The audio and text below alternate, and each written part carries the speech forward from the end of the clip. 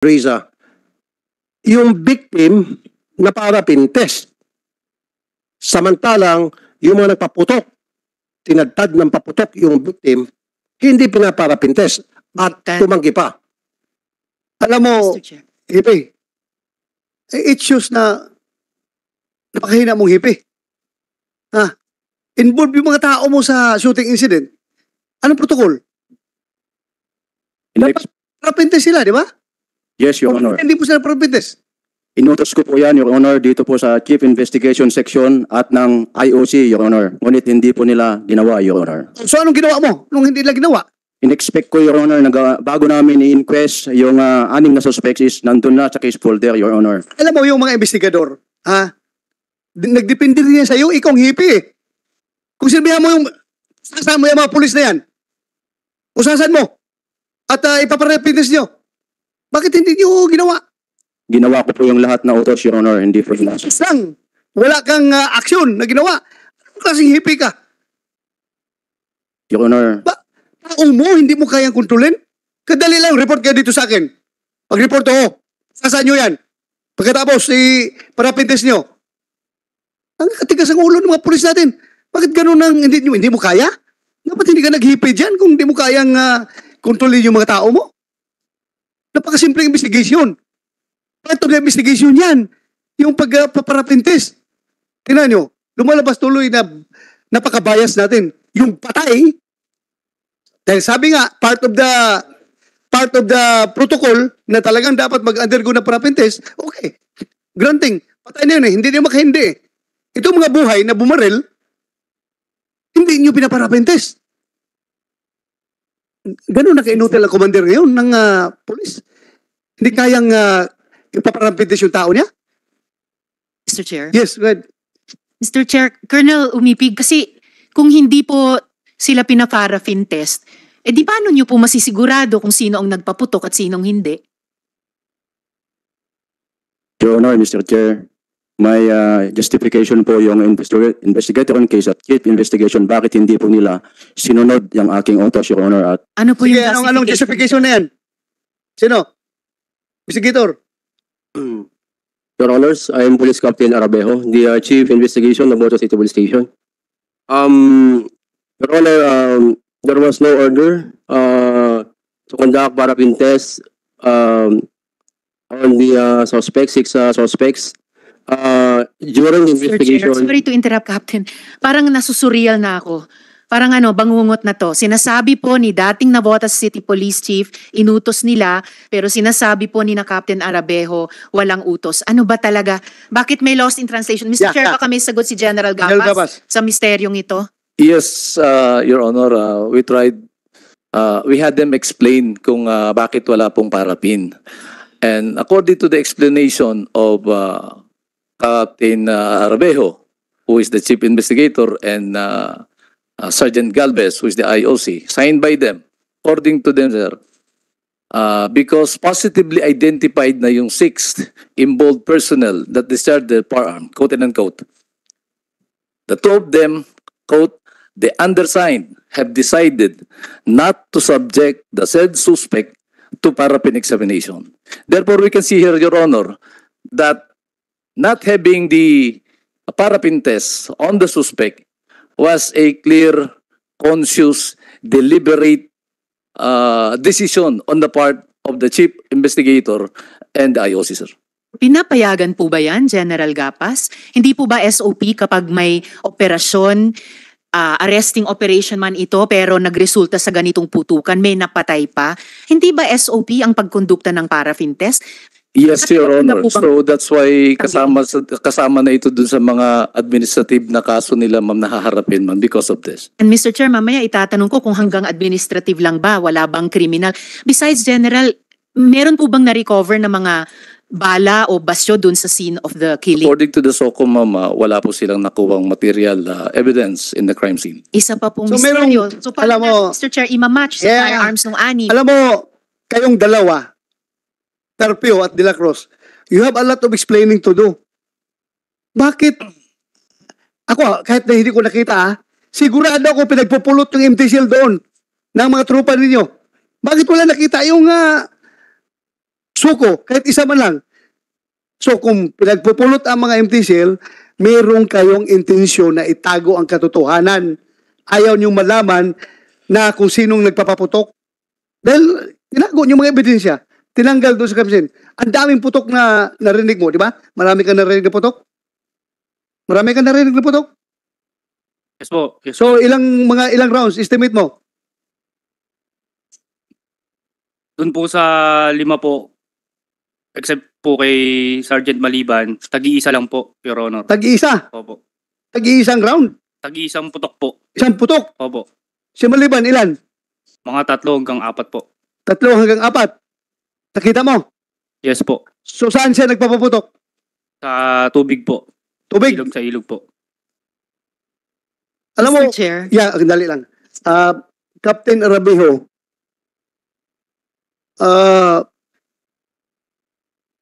may interest ka ba na masolve yung kaso na ito? Yes, sir. O bakit hindi mo pinaparapin test? Sir, considering na yung mga suspects po natin ay umamin po in several na instances sa aming opisina, sa harapan ng aming COP and other PCOs, sila po yung umamin. Aside from that, alam na natin, umamin. Oh, aside from that, di ba mas makabuild ka ng stronger case kapag meron pang, aside from the testimonial evidence, meron ka pang scientific evidence para madiin sila. Oh, bakit hindi mo? No, ang testimonial evidence, pwede yang marikan, di ba? Pwede yang mabago. Pero ang scientific evidence is the solid, the best evidence that we can provide to the court. Bakit hindi mo ginawa?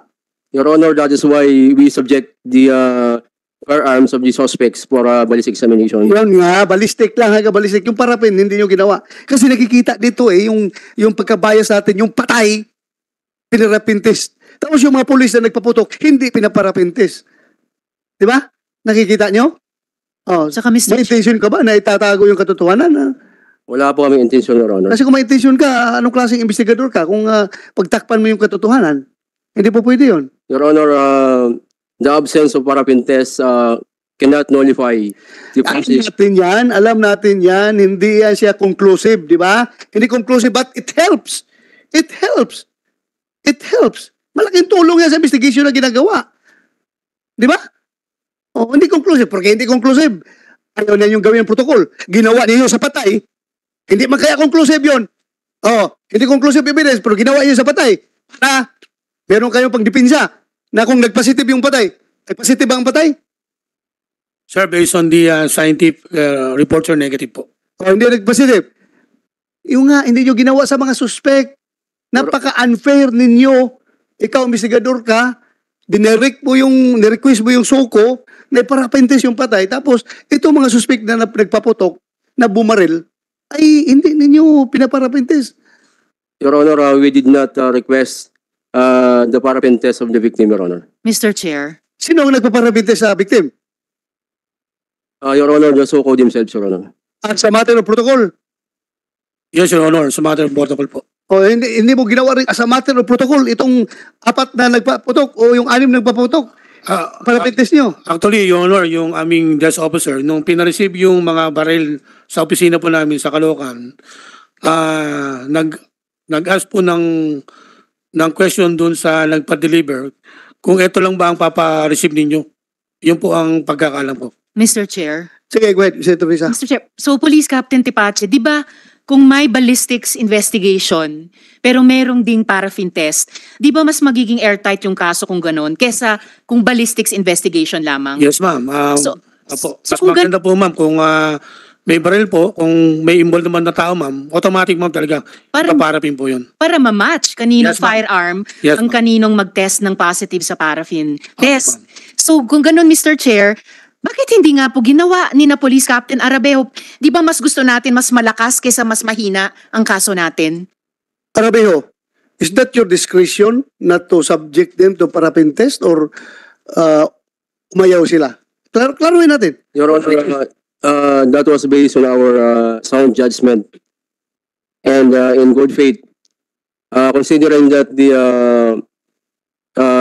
direct testimony of the eyewitnesses is sufficient to establish the guilt of these six suspects, Your Honor. Sorry, Mr. Chair, Mr. Chair, excuse me po. Sorry. Okay, Okay. Senator, Last point lang dito, kay Yes. Mr. Arabejo.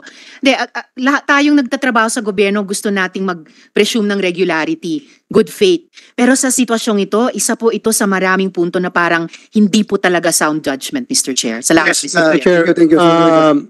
nakakapikon itong si Captain Arabejo eh. Sarap ipakulong sa babae. Now, sabi nung si Captain Boy Tepase, protocol na parapin test victim and mga police involved sa shooting.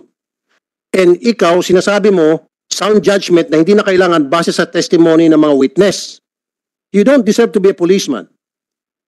You really don't. Ikaw yung nakakatakot na maging pulis. Ikaw yung mga tipong pagdating sa kalye, dapat katakutan. Sabi mo sa akin, saan ka gumagala-gala para sa mga araw na yon, iiwasan kita dahil natatakot na ako sa iyo. Dahil nakatakot. Sa pagmumukha mo palang pangising-isi ka. Ngiting aso to eh, Mr. Chair. Kanina pangiting aso siya. Lahat dito nakayuko. Kita mo seryoso. Itong hinayupak na to, tingnan mo yung mukha niya, ngiting aso. Parang pinagtataon na lang tayo.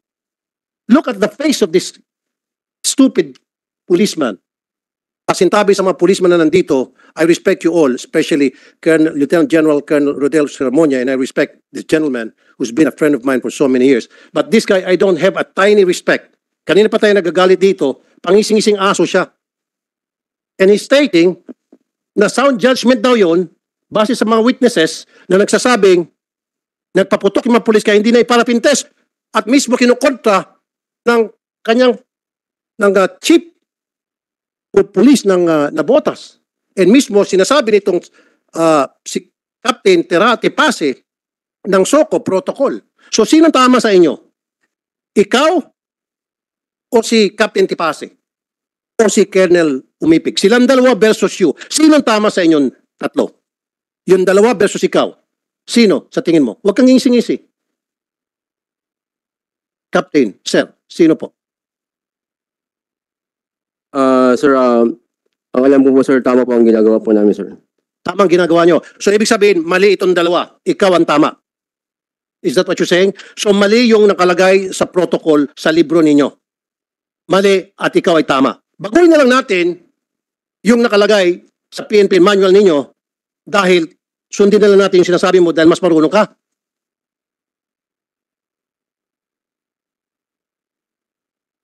You see, you cannot answer. Kasi alam mo, mali ka. Kaya lang talaga, Mr. Chair, ang sarap ipa-contempt din to eh. Yung sound judgment na yan, para sa akin, very unsound. Very unsound yung judgment mo. He's making stupid out of all of us here. Really? Gusto niya gawin tayong mga tanga rito. Naging kapitan ka lang, akala mo, alam mo na lahat, tatalunin mo na, pati si General Sermonia. Kapitan ka pa lang. Eh paano na kung ikaw yung naging colonel, kung ikaw naging chief PNP, baka patay na lahat ng Pilipino. Pagbabarilin mo na lang lahat. Hindi ka nahiya kay General Sermonia, hindi ka nahiya kay General Gapas, kay General Gurat. Magsasalita ka ng ganon na these three gentlemen, alam nila na nasa protocol yon na parapin test, both sides, victim and mga police involved. And then kukontrahin mo ano yung pinaniwalaan nila. And who are you? You're just a captain kumpara dito sa mga general. Now, make them stupid as well. Sabihin mo sa kanila, in their face, tell them again. Tingnan natin kung kaya mo sabihin yan. Mr. Chair. Yes, go ahead. Actually, Mr. Chair, totoo parang ngayon ko lang po nasaksihan na kailangan ng tanungin ng komite ang isang police captain, pasinungalingan ang mga police general. At kanina narinig po natin, may direct order yung dating Navotas City Police Colonel na hindi sinunod dahil sound judgment daw. Yan nga, Senator Risa. Breakdown ba sa chain of command ito? Yeah, Senator Risa, establish natin ngayon. Sinabi mo na may order ka na ipaparapin test. Tapos, sabi niya kanina, wala daw order. Sino nagsasabi ng totoo? Your Honor, Mr. Chair, marami pong nakadinig na staff officer nung inutusan ko sila, Your Honor. So, narinig mo utos si Hippie na ipaparapin test? There was no order, Your Honor. Ha? There was no such order, Your Honor. There was no such order. Sigurado ka? Yes, Your Honor. Okay. Pwede ba mabakapan who are those witnesses para i-contempt ko nito ngayon mismo? Sige.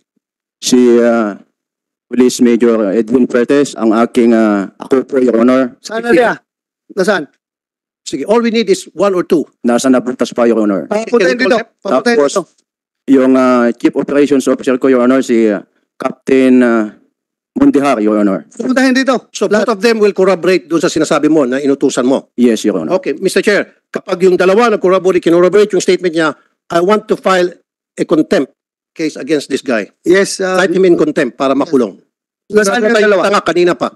Nasaan yung dalawa? Aside from yung dalawa, sino ba ang nandito na nakakarinig? Marami pa nun, Your Honor. Sino? I believe the IOC was there also, Your Honor. IOD. IOD. Sino IOD? IOC. Narinig mo yung instruction niya na ipaparapintes? Hindi po, Your Honor. Hindi mo. Dahil ako po ay nagre-rely din po kay ang aking superior kay Police Captain Arabejo po. So hindi niya narinig. Ha? Yun ang claim niya, Your Honor. Claim niya. Yes, So dalawa sila ngayon ang ipapakontempt natin kapag mag-corroborate yung dalawa ngayon. Ha? Nandun siya nung sinabihan mo ng instruction? Kasama ito si Galvez? Galvez, sir, you better change your mind now kasi makukulong ka talaga. Pakukulong ka namin dalawa, kayong dalawa sa baba at matagal-tagal kayo makukulong. So, Wala po akong na-receive po. okay. Wala ka narinig, ha? Pero sabi ni Hepe, nandun ka nung nagbigay siya ng instruction. Wala po ako, Your Honor. Wala ka. Colonel Whipping. Your Honor, may binabanggit pa si Joselito Galvez na ipinaalala niya yan, Your Honor, doon sa chief niya. Ngunit yun nga, yung sound judgment ang binabanggit nila, Your Honor. Sound judgment. Mr. Chair? Yes, go ahead, Senator Risa. So Sir Galvez, bate po sa sinabi ni Colonel Umipig, pinaalala nyo kay Captain Arabejo yung utos ni Colonel Umipig na mag-conduct ng paraffin test sa 6. Tama po ba yon? Actually po, during the investigation, sinuggest ko po kay sa aking superior, si Police Captain Arabejo, na subject po ang 6 police officers na suspect. So pareho po yung Paraffin test. pareho po yung Opo. alam yung tamang gawin sa sinabi ni Po, pero Colonel po, Umipig. ang sabi niya po sa akin ay yung oras daw po ng yung nangyari yung shooting incident hanggang sa umabot po ng hanggang gabi, hanggang alas 12 po ng padaling araw ng August 3 na. Possibility po na mag-negative po sila dahil po hindi po inaalis yung possibility na nakapaghugas po sila ng kamay. And yet yung si Opo. Demboy na paraffin test sa loob ng oras na iyon. Yes po, kasi yung protocol po kasi ng SOCO. Ma'am, Ilang days ba? Bago mawala yung... Sir, sa protocol po, sir, ng chemistry manual, within 72 hours po. 72 hours. nagsisinungaling na naman tong dalawa. Kanina, sandali lang, Mr. Chair, kanina, sabi niya, sound judgment, kaya hindi na siya nag-paraffin test. Ngayon, yung sa'yo naman, sabi niyo, base sa kasasabi mo lang ngayon, dahil nag-lapse na, kaya lapse na doon sa time na pinaparaffin test yung isang tao dahil maaaring nabura na. So, magkakaiba ang inyong statement, magkakaiba ang inyong stand. Yung sa akin po, Your Honor, yung po ay totoo, yung pag-suggest. Whether totoo na magkakasalungat kayong mag-boss, kayong mag-amo sa inyong mga pananaw, sa inyong mga paninindigan. That's what I'm saying. Then lumilitaw na talagang sinungaling kayong dalawa dahil itong si Colonel Umipig, meron siyang 2 testigo na talagang pinagsabihan kayo na paraffin test. And alam nyo na protocol yan. At kasasabi lang ni Captain Tepase na 72 hours, ginigiba yung sinasabi mong after 1 day, mapabaliwala na o baka mag-negative na. Sabi ni Captain Tepase, dapat up to 72 hours, pwede pa. See, tad-tad ka ng kasinungalingan. Alam nyo, kayo mga investigador, mabalik na naman tayo dyan sa kung gusto, may paraan. Kung ayaw, maraming dahilan. Gusto ninyong pagtakpan yung mga kasamahan ninyo? Bakit ayaw niyo ginawa yon? Tingnan nyo, lumabas tuloy ngayon na very biased kayo against the victim. Siya pinaparapin test. Tapos yung mga pulis na buhay, hindi nakaparapin test. And because of your sound judgment, na ngayon, binigyan ka pala ng instruction ni Colonel Umipig na gawin yon, but hindi mo sinunod. Dahil ito, mayayabang itong mga investigador eh. Kapag mga investigador sa estasyon, mayayabang yan sila kasi kahit hipig ka, kunyari, marami silang alam sa batas. Ano bang natapos mo? Lawyer ka ba? No, Your Honor. Oh, hindi ka pala lawyer eh. Investigador ka. Simpleng order ng hepe mo, ayaw mong sumunod. Ngayon, sinasabi mo, there was no such order. Titingnan natin mamaya, pag dumating pinatawag na nyo, yung dalawa. Sino yung dalawa na sinabi mo? Umibig. Major Perez and Captain Monteario. Saan sila ngayon? Nabutas sila, Your Honor. Nabutas. District Director, tawagan mo. Pahabol dito. Mr. Chair. Kasi kung napatunayan ito ngayon, makukontempt itong investigador nyo. Mr. Chair, tanungin ko na lang si Mr. Galvez, hindi na lang si Captain Arabejo, because at least si Mr. Galvez may sinabi sila sa atin na pinaalalahanan niya yung superior niya tungkol sa paraffin test. Paano nyo nasigurado na yung lahat ng ibang 19 ay hindi nagpaputok ng baril nila? Paano nyo sigurado yon kung hindi nyo pinaparaffin test? Your Honor, nagbase po kasi kami dun sa mga testimonies po nung dalawang witness namin. And yet, gaya ng sinabi ni Captain Tepache, mas sigurado ang kaso nyo kung yung ballistics test nyo ay sinabayan nyo ng paraffin test. Tama po? Yes po, Your Honor. Pinaalala ko naman po sa aking superior yun na ay subject po sila sa paraffin test. Pero yun nga po yung naging At kasi po, Your Honor, yun nga po yung sa tagal po ng operation, hindi din umabot na po hanggang madaling araw. Ay, sorry sir, hindi na ho. Kasi sinabi na aabot ng 3 araw yung validity ng paraffin test results kung sakali. Kahit nga po si Captain Carpio, paano nyo sigurado na hindi nakapagputok ng baril kung hindi nyo rin sinubject sa paraffin test? Yung buong 19, hindi lang yung 6 na umamin. Your Honor, kasi nag-relay po kami dun sa kanilang mga statement. Sino yung dalawang witness mo? Sino yung dalawa? Sino dalawa? Si Captain Carpio po tsaka si Captain De La Cruz. Pero bahagi sila ng team, Mr. Chair. Di po ba pagkatapos ng operasyon, bahagi ng report dapat sa City Chief of Police? Lahat po, nung 19 ay dumaan sa lahat ng test na SOP, Mr. Chair. Protocol kasi yun. Notwithstanding, kahit nasabihin na natin, may witness ka, 2 mataas na opisyal, dapat sinusunod pa rin protocol. Tama? O tama? Tama po. Mr. Chair, I would like to make a statement bago ako lilipat doon sa kabila dahil meron din ako pinal doon. I would like to put it on record. Ako po ay pro-law enforcement. Ako po ay pro-PNP. For more than 20 years, ako po ay nag-handle ng mga kaso tungkol sa pang-abuso ng ating kapulisan. And yan po ay nirefer ko din sa mga pulis din na nasusolve naman po. And I would like to go back in history about my family. Ang father ko po ay dating Philippine Constabulary. At lumaki po ako sa kampo, sa Zamboanga City, at nakita ko po yung takbo at patakaran sa militar, sa PC. Maayos po yung PC noon. And then my uncle, General Alexander Aguirre, dati po siyang NCRPO chief at tumulong sa pagpaparal sa akin. At napakarami ko pong kaibigan ng mga general, Colonel at mababang rangko. At isa dyan, and I'm very proud to say, he's here right now, Lieutenant General Rodel Sermonia. And I know this gentleman, Mr. Chair, for so many years. Marami na po akong nilapit na mga kaso sa kanya na agad-agad, walang kaabog-abog na bibigyan solusyon. And because of him, patuloy po ako nagrespeto sa ating kapulisan. Pero, I have to do what I have to do para baguhin itong mga bulok na sistema sa ating kapulisan. Saan nagkulang ating pulis? Recruitment, screening, neuropsychiatric exam, training, etc., etc. Now, we really have to change. Because if we do not, then masasayang lang po itong mga pag-uusap natin dito ngayon. And we have to craft laws na para matulungan sila, magkaroon sila ng tools, not only to protect our citizenry, to protect themselves as well. Para hindi sila basta-basta mapagbintangan na lang na ginawa na samantalang hindi naman nila ginawa.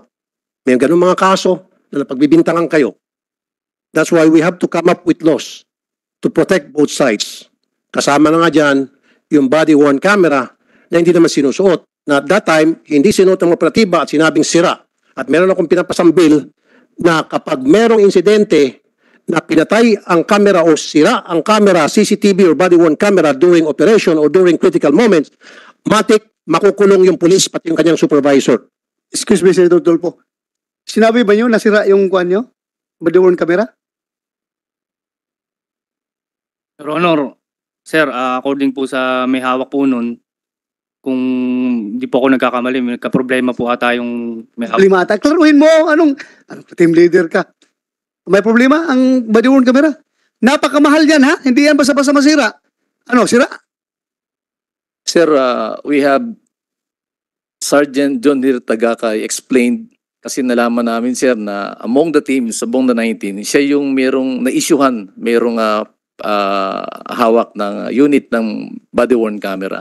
And he explained na, I quote, before the said operation, the body-worn camera suddenly stopped working unknowingly. And due to the sudden incident, the undersigned did not notice that the body-worn camera already stopped working Nasaan yung tao niyan? Nasaan yung due pulis to niyan? low battery. Nasaan siya? Nasaan yung tao niyan? Next hearing. Sergeant Tagakay. Galing mo dito, ha? Mr. Ah? Chair, Galing mo dito. Mr. Chair, Yes. grabe namang dahilan, sir. Tumigil ang body-worn camera na ibinigay, nag-appropriate ang Kongreso, inutos ng Korte Suprema laging buksan sa ganitong mga operasyon dahil sa low bat.